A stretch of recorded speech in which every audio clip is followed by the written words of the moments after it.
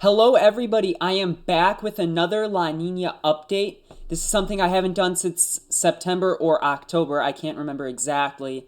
This one is definitely for March and April, and a little bit of this month. Even though they said that this month was supposed to be colder than average, we're in a fall spring, so I hope everybody's enjoying that nice warm weather.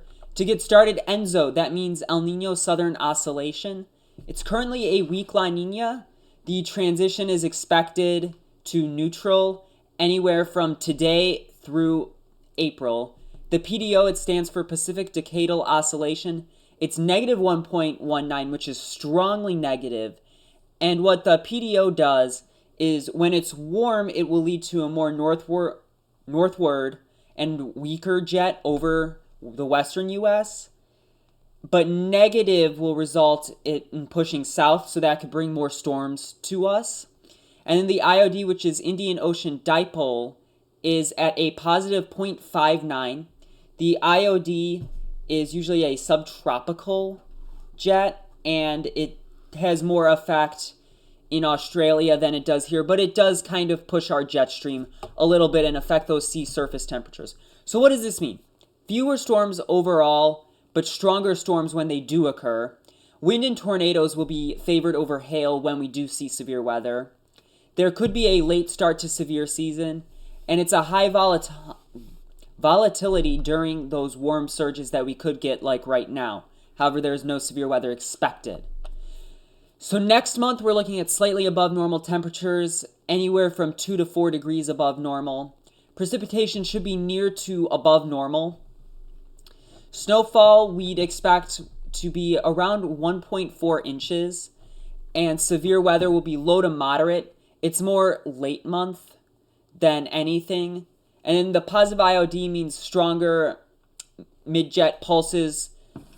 It also would result in strong shear, which is important for storms to rotate, but limited instability.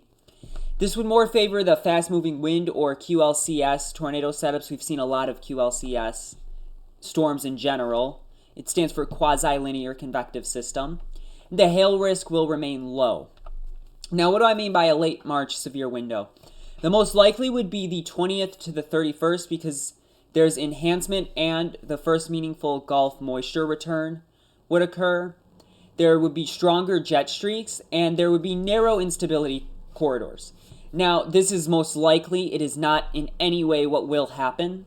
The hazards would be damaging winds and QLCS tornadoes, maybe a few discrete tornadoes, but not so much hail.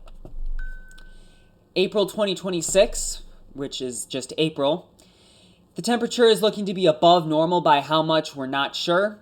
Precipitation near normal, and severe weather is moderate, but lower than normal for April usually.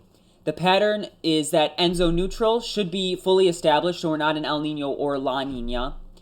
The negative Pacific Decadal Oscillation would still suppress some moisture return, which is why we're not saying it's going to be as bad as other Aprils, which April here hasn't been too bad. The positive Indian Ocean Dipole we're expecting would keep the shear strong, which is needed for rotation, like I said.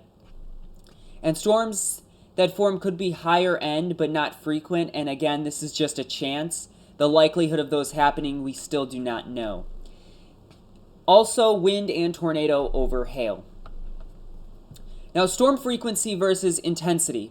The frequency would be below normal, but the intensity would be above normal. ENSO neutral years with the similar PDOs and IODs tend to favor more violent storms that occur less. A lot of EF3 tornadoes that occurred in ENSO neutral years. The hazards, again, damaging winds has a high likelihood.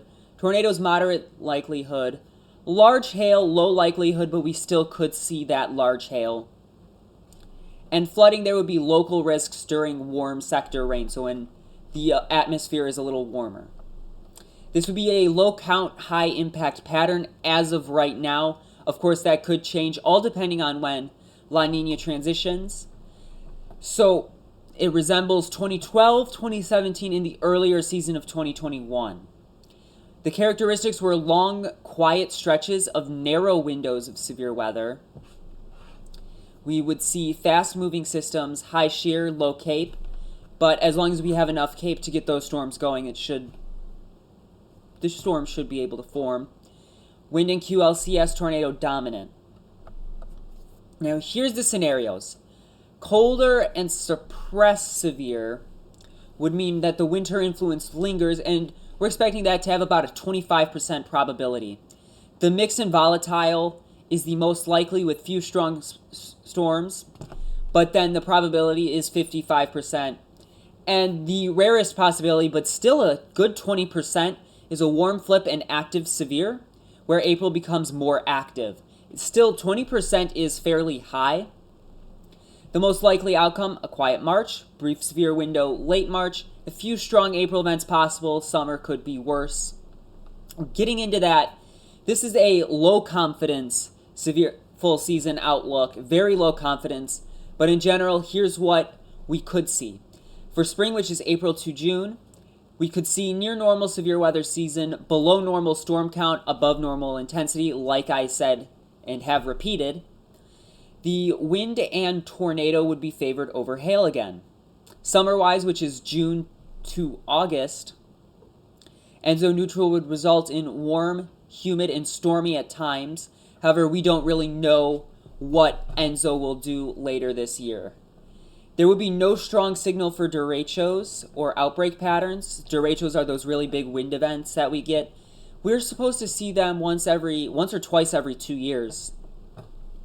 And then it would be a typical Midwest summer with scattered severe days. I am hoping at least a few more because I do hope to live stream a bit more often. Fall, too early to say anything for fall. And ENSO could trend toward El Nino late 2026, but we don't know if it'll trend to El Nino or go to La Nina. Anyway, your key takeaways. ENSO transition, negative. PDO would equal a delayed severe season, but then the IOD would help those strong storms when they occur.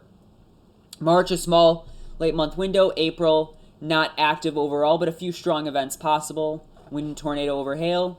Again, 2026 is shaping up as a low count, high impact year. Of course, that could change very quickly, and I do have more updates coming. The next ENSO update should be March 14th or 15th. Both are anniversaries of severe weather outbreaks, the March 14th and 15th, 2025 outbreaks. The 15th saw a high risk in southern Illinois. And Mission 1K, help us get to 1,000 subscribers by the end of 2026. Share, like, comment, and please subscribe, because I really think we can do that 1,000. You can see ENSO updates at cpc.ncep.noaa.gov. Very long link.